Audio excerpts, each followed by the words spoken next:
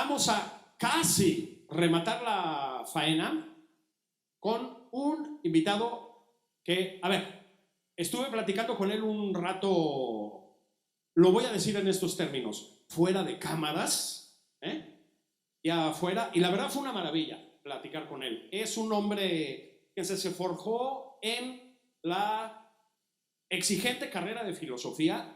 Voy a decirles que yo también, nada más que a mí no me sirvió para nada, porque soy bastante inútil, y a él sí, como van a comprobar. Entiende mucho de tecnologías, entiende mucho de inteligencia artificial, que es un mundo complejísimo y fascinante, ahora lo van a escuchar. Pero sobre todo, a mí me parece que lo define es el asombro, justamente. Es un hombre permanentemente curioso. Es un hombre que se pregunta todo el tiempo cómo funcionan las cosas. Valentín Muro. Adelante, Valentín.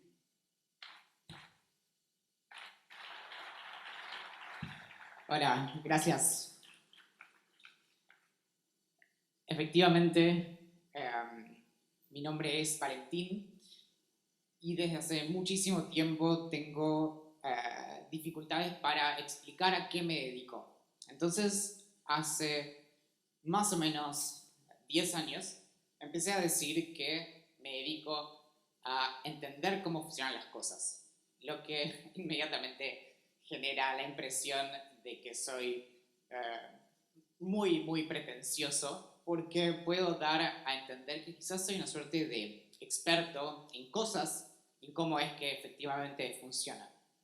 Lo cierto es que si me dedico a entender cómo funcionan las cosas es porque siempre me costó muchísimo, pero muchísimo, entender cómo funcionaban las cosas a mi alrededor, pero también las personas y casi cualquier tipo de interacción.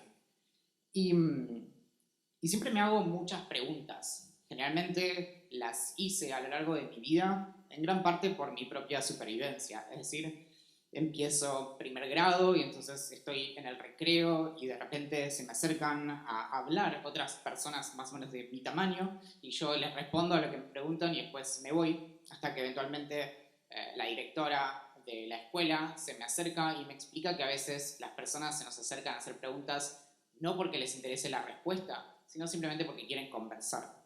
La directora además resulta ser mi mamá, que es alguien que se dedicó toda mi vida, en realidad no la suya, a tratar de entender ella también cómo era que a mí me costaba tanto entender cosas tan básicas.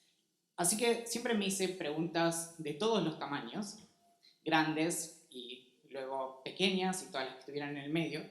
Y en algún momento me pregunté, bueno, ¿a qué aspiramos en la vida? O mejor dicho, ¿qué quieren casi todas las personas?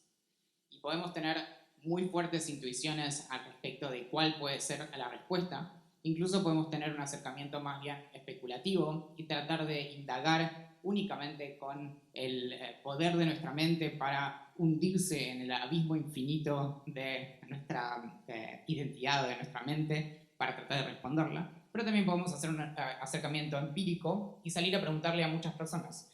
Y eso es específicamente lo que hizo Ed Diner, que es un psicólogo muy famoso, en la primera década de este siglo, y junto con un socio le preguntaron a 10.000 personas en 48 países qué era lo que querían.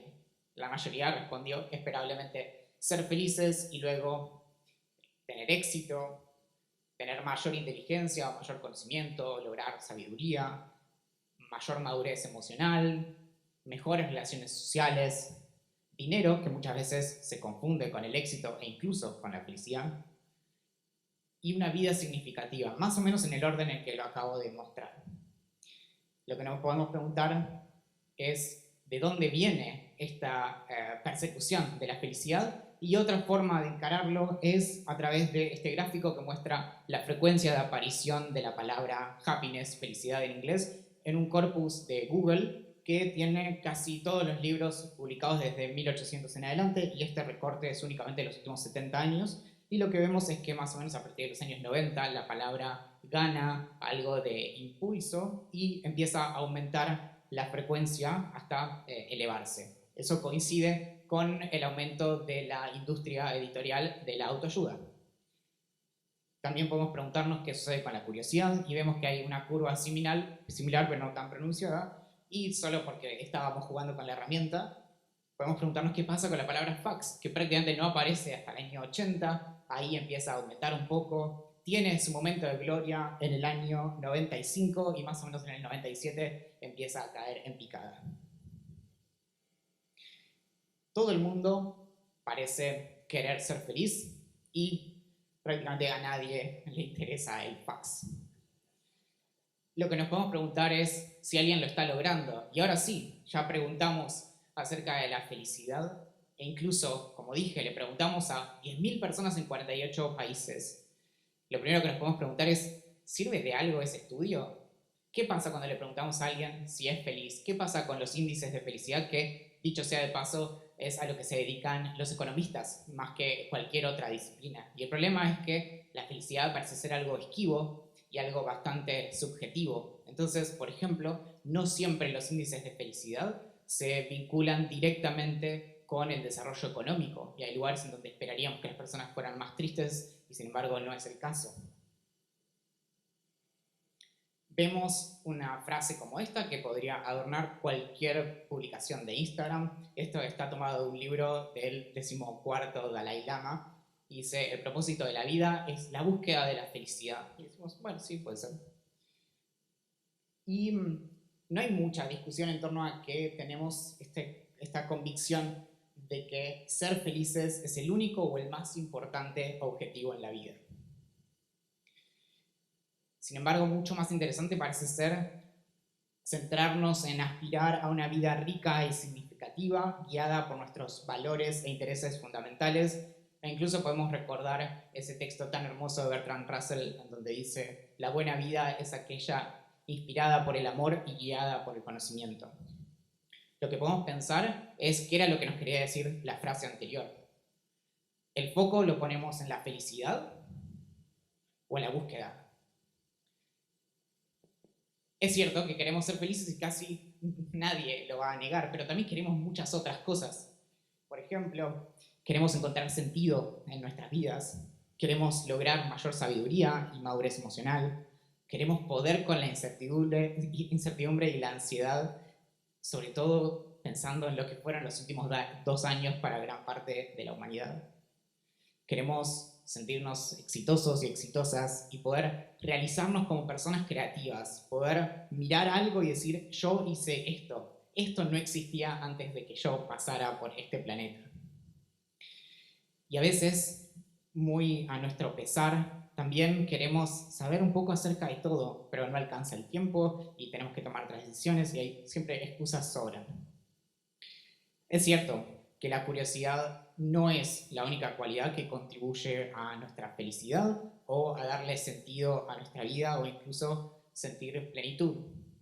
Y sin embargo, es muy difícil pensar en cualquier cosa que nos guste, cualquier persona que nos guste, cualquier cosa que podamos admirar en donde en algún momento no se haya involucrado la curiosidad, donde no haya jugado un rol principal.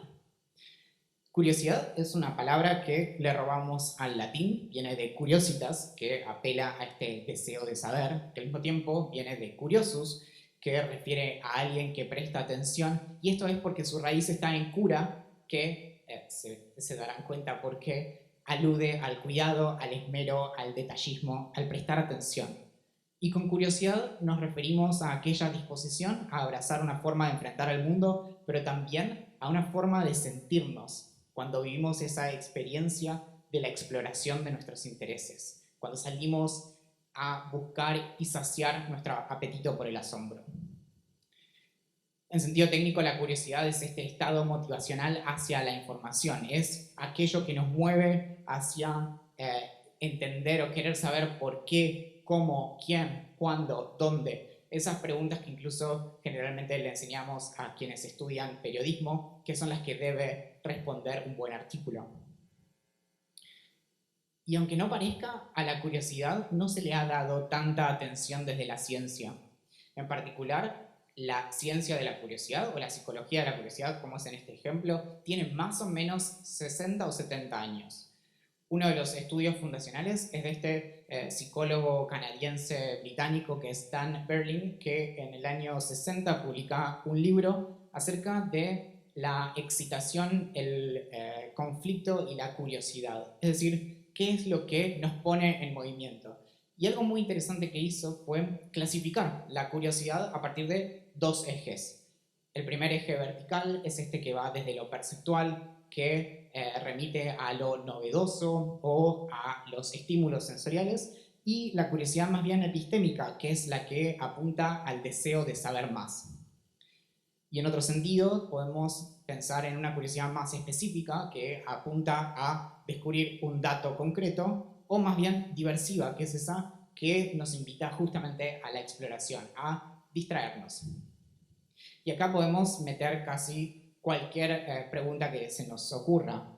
Por ejemplo, entre lo perceptual y lo diversivo tenemos esa irrefrenable necesidad de saber quién nos escribió en algún momento dado. O es eso que hace que nos cueste tanto concentrarnos en una conversación si tenemos el celular a la vista.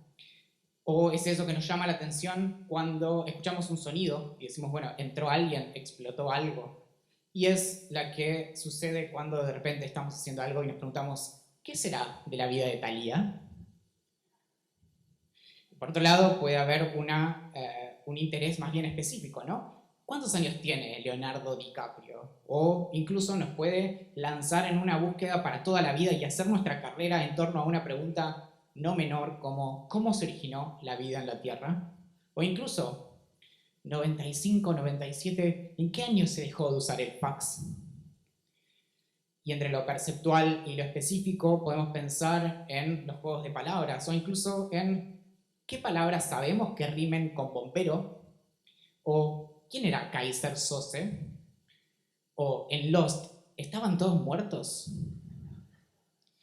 Y por último, entre lo epistémico y diversivo, que es esto del deseo de explorar o de evitar el aburrimiento, pero al mismo tiempo de aprender y conocer más, está a lo que yo me dedico. Hace 5 años que escribo acerca de cómo funcionan las cosas y llevo casi 150 temas explorados que van desde cómo funcionan los bolsillos, cómo funciona el picante, cómo funcionan los payasos, los vampiros, los piratas, el miedo al rechazo, cómo funciona aburrirse, cómo funciona hacerse muchas preguntas, etcétera, etcétera.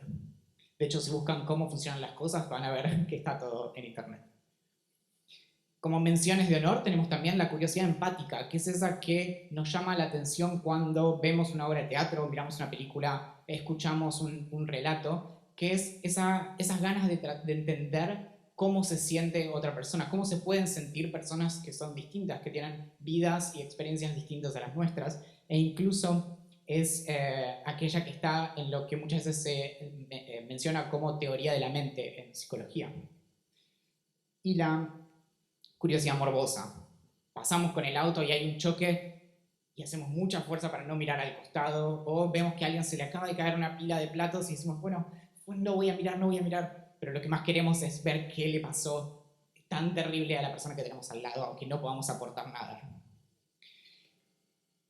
Es cierto que no es posible hacer ciencia y filosofía sin hacernos algunas grandes preguntas. Y también algunas pequeñas preguntas. Por ejemplo, ¿cuántas personas acá se preguntaron por qué este hotel se llama Palladium? Bien, ¿cuántas personas se pusieron a indagar en por qué se llama así, más allá de la pregunta?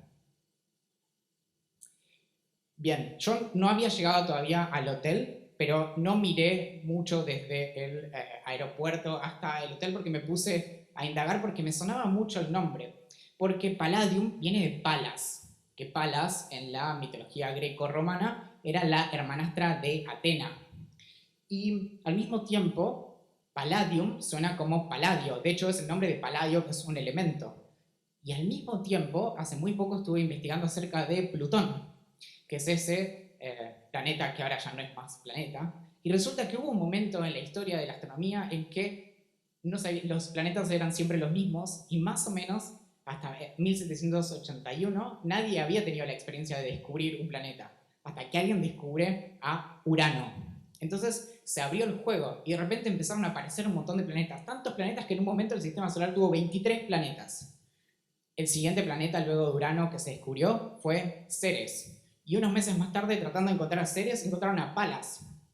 Hoy esos planetas no son más planetas, son asteroides que están en ese cinturón alrededor del sistema solar. Y Palas fue lo que le dio el nombre al elemento paladio, que, si no se lo habían preguntado, es el material que se usa para hacer los convertidores catalíticos en los autos.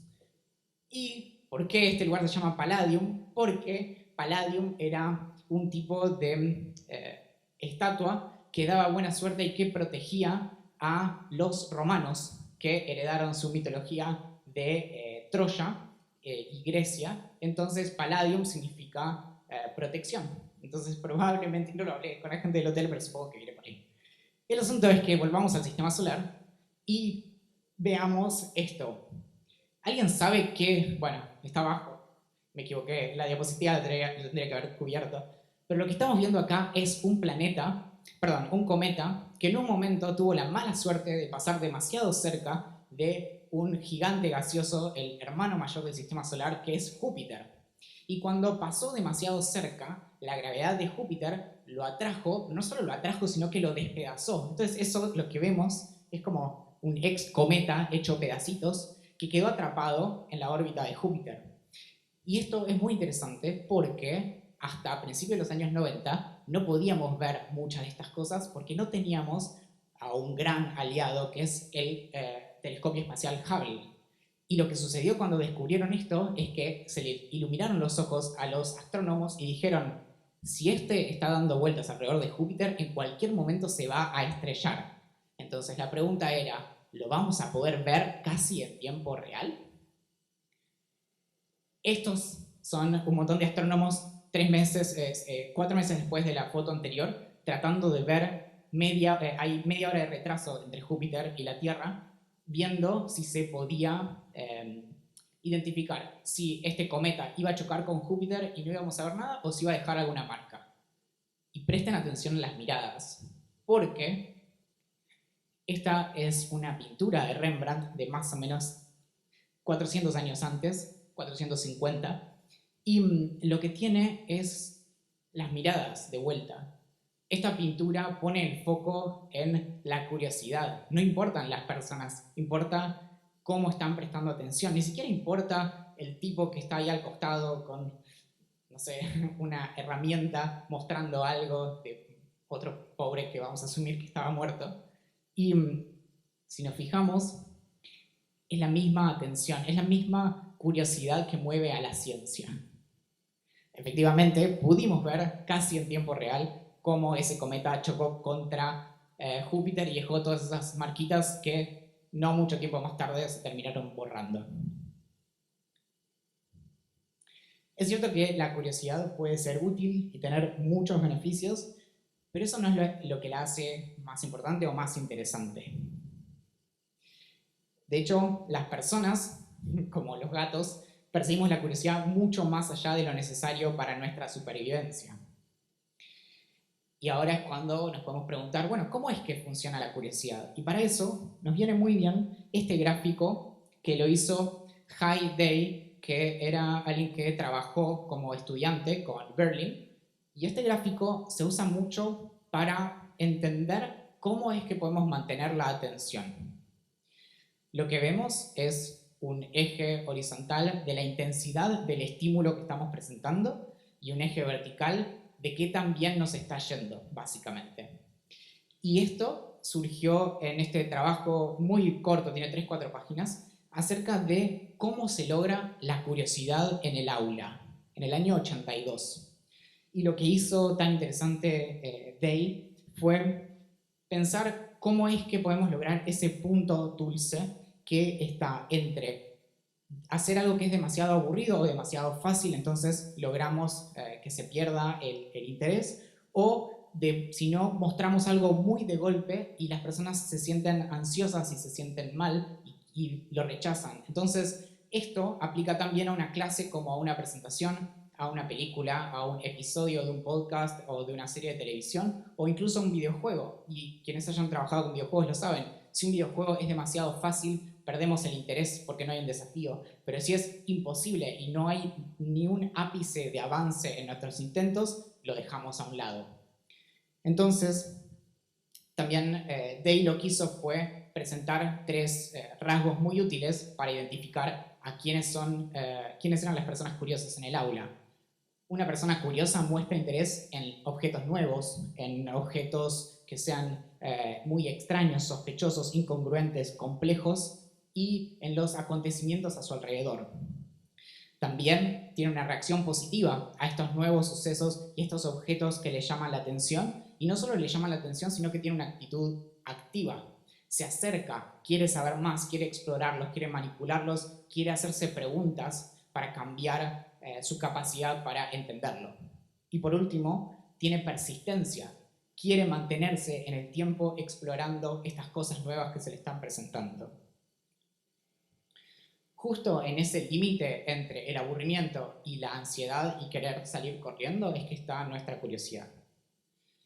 Y algo bastante triste es que la mayoría de las personas suele sobreestimar el riesgo que supone salir a explorar sus intereses. Entonces tiene mucho miedo al fracaso e incluso teme el ridículo. Incluso puede temer por su seguridad física por salir a explorar su curiosidad. Nunca fue tan fácil como hoy explorar nuestros intereses. Y es decir, casi para cualquier cosa que busquen cualquier buscador cómo funciona, van a encontrar alguna respuesta más o menos interesante. Y sin embargo, se da esta situación paradójica de que nunca en la historia de la humanidad fue tan fácil como ahora vivir sin tener que hacerse ninguna pregunta. Todo está más o menos resuelto. No significa que vayamos a tener la mejor vida posible, pero sí es cierto que si seguimos más o menos lo que nos dicen en un montón de contextos y no hacemos muchas preguntas, vamos a poder más o menos sobrevivir. Esto es trágico porque al mismo tiempo nunca fue tan importante como ahora saber un poco acerca de todo. Ya no como una especie de privilegio o de un lujo que nos damos, bueno, voy a indagar un poquito en astrofísica ahora que tengo un rato, sino que es importante porque tenemos que ir en contra de este tipo de expresiones. El que mucho abarca, poco aprieta, nos dicen constantemente. Entonces, tenemos 14 años, 12 años, lo que sea, y queremos estudiar un montón de cosas y nos dicen, no se puede. Hacemos esta distinción entre personas expertas y amateurs, y la mayoría de las personas elige ser experta, elige que cuando se sube a un escenario y le habla a un montón de personas digan, bueno, acá viene una persona que es experta en tal o cual cosa. Un amateur no. Y sin embargo, amateur estrictamente viene de alguien que ama lo que hace. Creo que prefiero eso toda la vida. Y esto viene de muy atrás.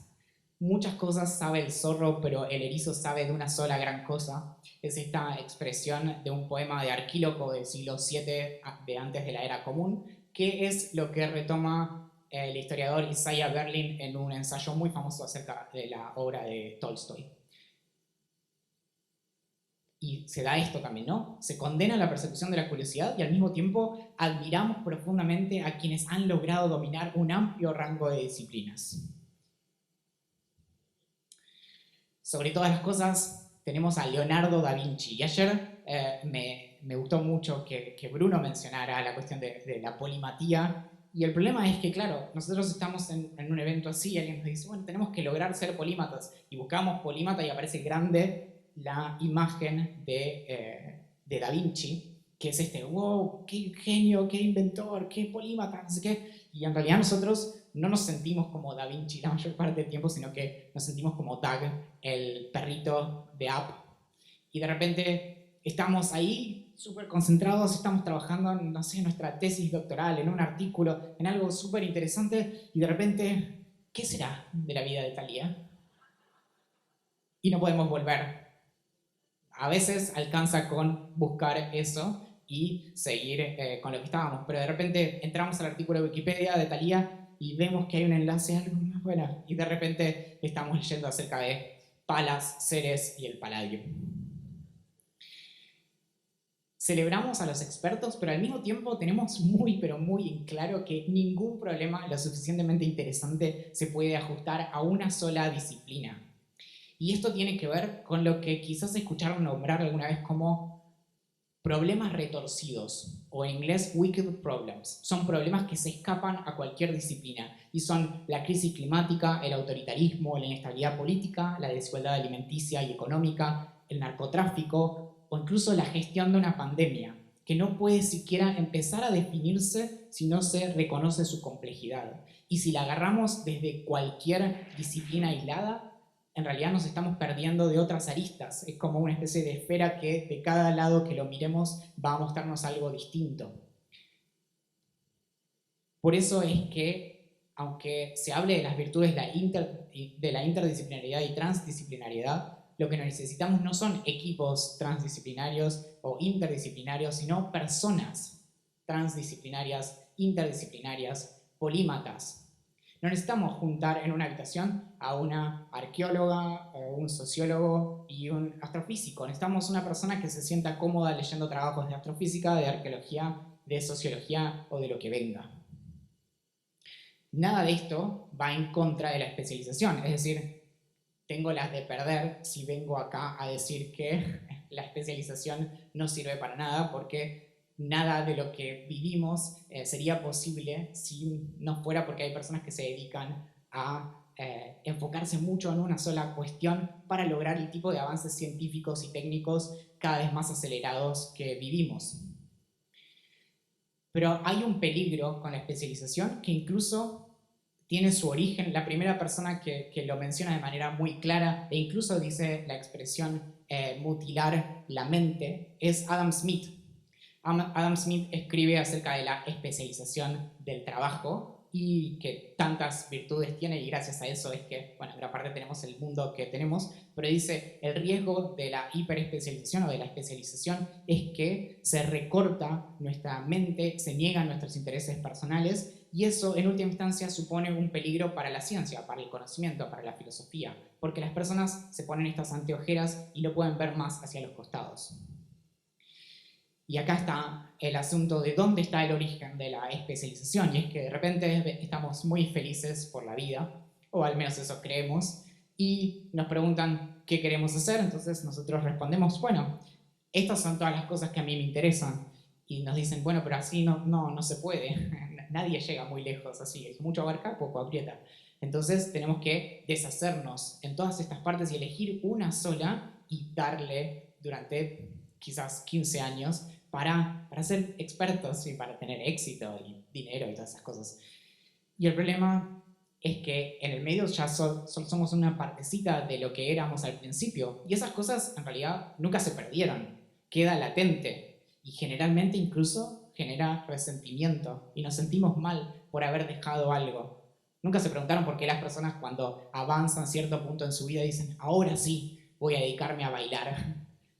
Porque bueno, quizás llegó el momento en el que se pueden dar, tienen el tiempo y el dinero para desarrollar ese tipo de cosas, pero muchas veces ya no tienen el cuerpo, y ese es el asunto. Polímata es una palabra que ya no que esta vez le robamos al griego y no al latín, que viene de polímates, que se traduce generalmente como erudito, pero vamos a poner un asterisco ahí, que viene de polis, mucho, y mate, aprendizaje.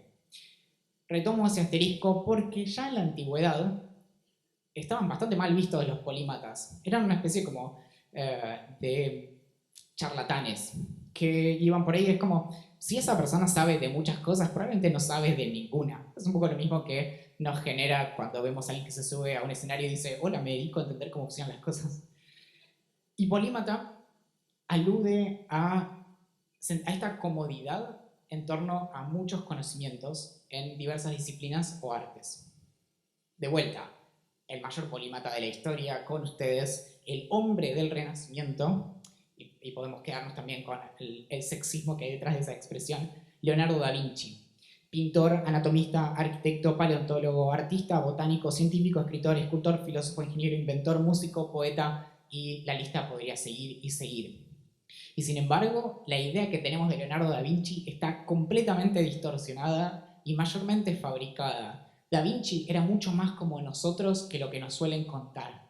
E incluso Da Vinci en muchos sentidos no era un genio, sino que era uno más.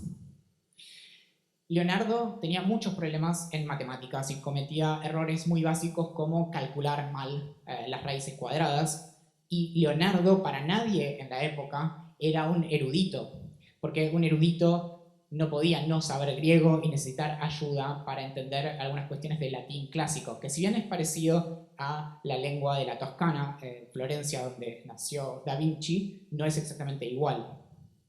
Y por otro lado, Da Vinci era un procrastinador serial y abandonaba muy rápidamente sus proyectos. Tenemos esto escrito, es contemporáneo a él, dice, ay, este hombre nunca logrará nada porque comienza pensando en el final antes del comienzo de su trabajo. Esto lo cuenta, lo escribe León X, porque el Papa tuvo una mala experiencia con Da Vinci. Da Vinci ya era muy famoso en ese momento, era más o menos 15, 20 años antes de que muriera, entonces ya tenía un poco también subidos los humos, y lo que sucede es que lo contratan para hacer un gran mural, y Da Vinci se pasa 3 meses investigando cuál iba a ser el mejor barniz para pintar lo que le habían encomendado sin nunca tocar nada, no había hecho nada, la pared estaba pelada. Entonces eventualmente lo despiden, le pagan lo que le tenían que pagar y ese mural de hecho nunca se pintó.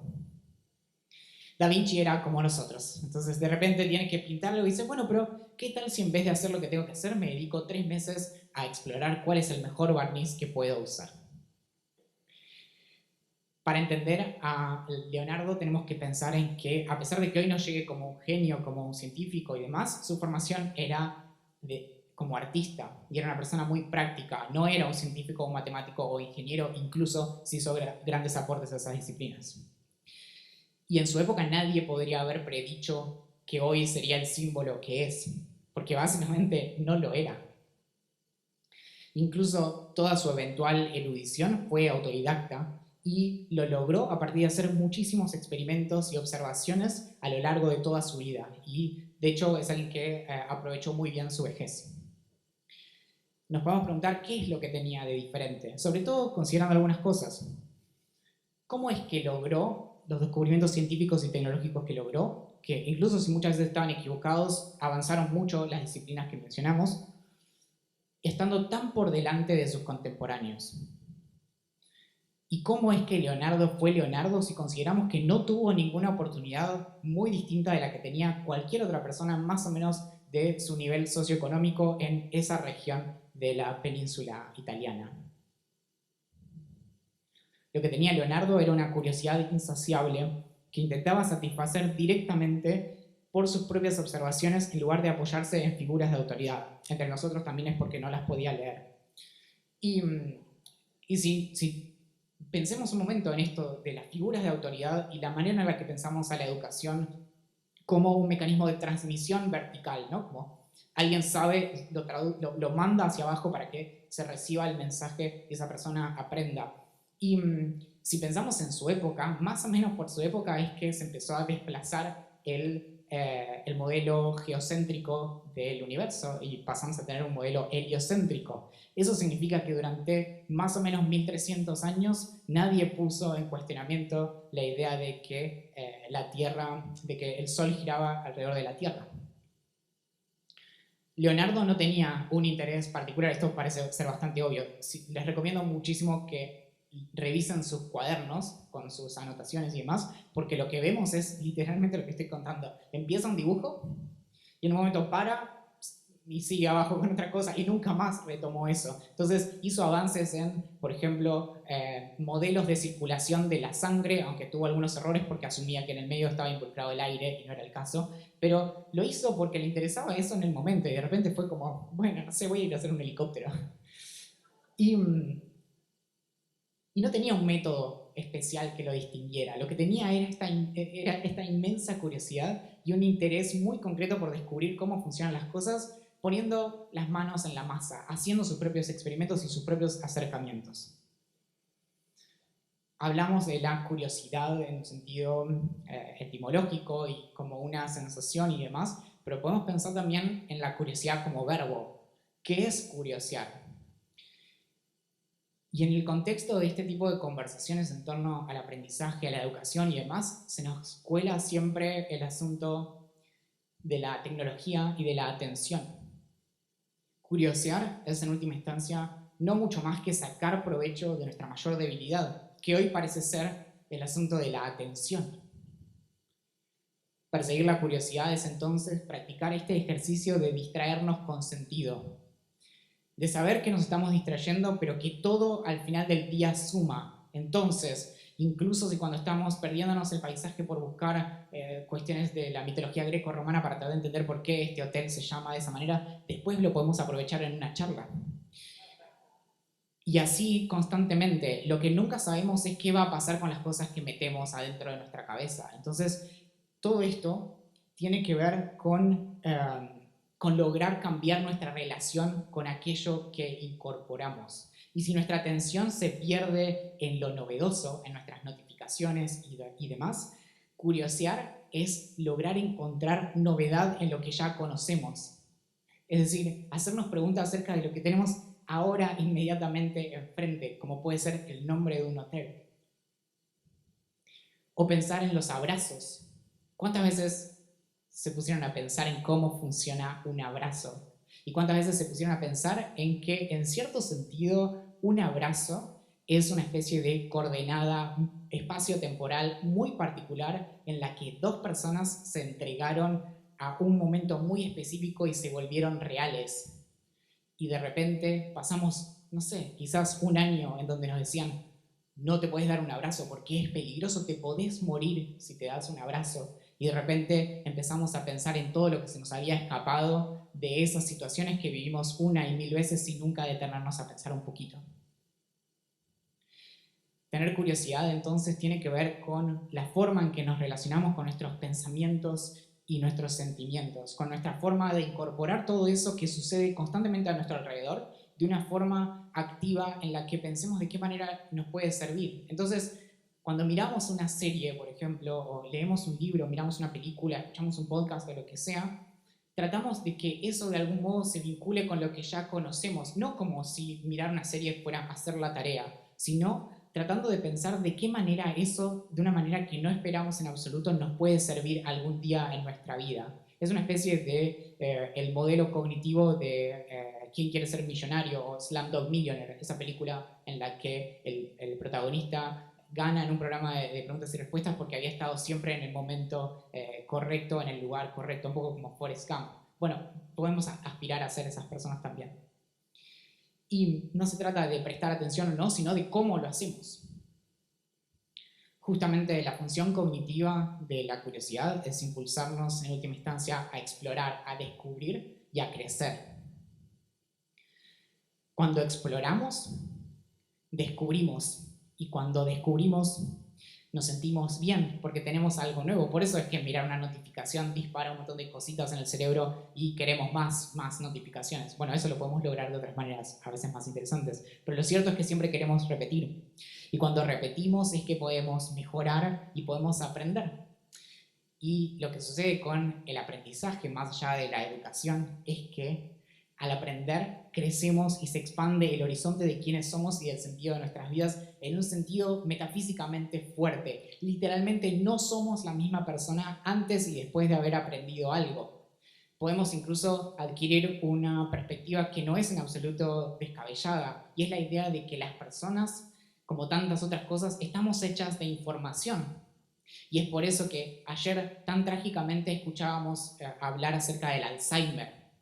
Cuando una persona sufre una cuestión de su memoria, sentimos que pierde parte de su identidad. Incluso decimos, tal persona ya no es tal persona. Y eso es porque eso significa que no estamos hechos únicamente de átomos, sino también de información. Y cuando cambia la información que dominamos o la información que nos hace, cambia la persona que somos. Y cuanto más aprendemos, es que nos podemos hacer más y mejores preguntas, porque tenemos más y mejores herramientas para poder agarrar al universo y preguntarle por qué el hotel se llama como un personaje de la mitología. Antes de irme, les quiero presentar a Kanzi, que es un personaje muy, muy interesante. Es un bonobo que tiene más o menos 42 años y tiene la peculiaridad de... ella es la mujer que trabaja con él, que se llama Sue, y es una lingüista. Y Kanzi es el ser vivo no humano que tiene un lenguaje más completo que nosotros conozcamos. Kanzi maneja un vocabulario de al menos 348 símbolos y entiende más de 3.000 palabras. A través de estas imágenes se le puede hacer preguntas y Kanzi las puede responder indicando en sus símbolos. No lo puede decir porque no tiene el aparato para producir los sonidos del habla humana. Pero hay muchas preguntas que Kanzi nunca se hizo y que quizás son muchas de las que nos haríamos nosotros a partir de cierto punto. Muchas veces se habla, por ejemplo, de que se logró la capacidad cognitiva de un niño de 4 años a través del entrenamiento de algún animal, pero muchas veces incluso, porque se dice cualquier pavada, se dice, por ejemplo, que logramos tener una computadora que logra esa capacidad cognitiva. Bueno, eso tiene muchos problemas. Pero más allá de eso, lo interesante es que inmediatamente después los niños siguen avanzando y generalmente una de las primeras cosas que surge cuando aparece el lenguaje son las preguntas. ¿Pero por qué? Kanzi nunca preguntó por qué. ¿Por qué me están enseñando? ¿Por qué tengo todas estas cositas? A veces pregunta o pide que le traigan sus juguetes, o pide comida, o responde algo, por ejemplo, indica cómo se siente y demás, pero nunca preguntó por qué está pasando todo eso a su alrededor. Y aunque no somos la única especie que persigue su curiosidad, y de hecho, por eso tenemos el dicho, ¿no? La curiosidad mató al gato. Básicamente, la curiosidad es algo que nos aqueja a muchas especies animales. Hasta donde sabemos, somos la única especie que se pregunta ¿por qué? ¿Por qué estamos acá? Y esto no es algo a tomar a la ligera, porque hasta donde sabemos, de hecho, somos la única especie, por ejemplo, que desarrolló un lenguaje de la complejidad del nuestro y que se hace preguntas absurdas constantemente e insoportablemente. Pero también, mientras seamos la única especie que tiene este nivel de desarrollo consciente, vamos a ser la única especie que representa al universo teniendo experiencia de sí mismo. Si pensamos en universo, el universo es literalmente el todo. Entonces, no podemos ser el universo y nosotros, porque somos parte. Entonces, literalmente somos el universo haciéndose preguntas. Y en eso es donde reside la invitación de la curiosidad, que tiene que ver con esto, con inspirarse. Inspirar viene literalmente del latín para meter aire hacia adentro. Entonces nos debemos esta oportunidad de constantemente ver cuánto es más lo que podemos respirar, lo que podemos incorporar y hasta dónde llegan nuestras preguntas, que muchas veces tienen más respuesta de la que nos imaginamos. Mientras nuestro apetito por lo desconocido se mantenga insatisfecho y aún tengamos la capacidad de maravillarnos, vamos a tener el deber moral de asombrarnos. Gracias.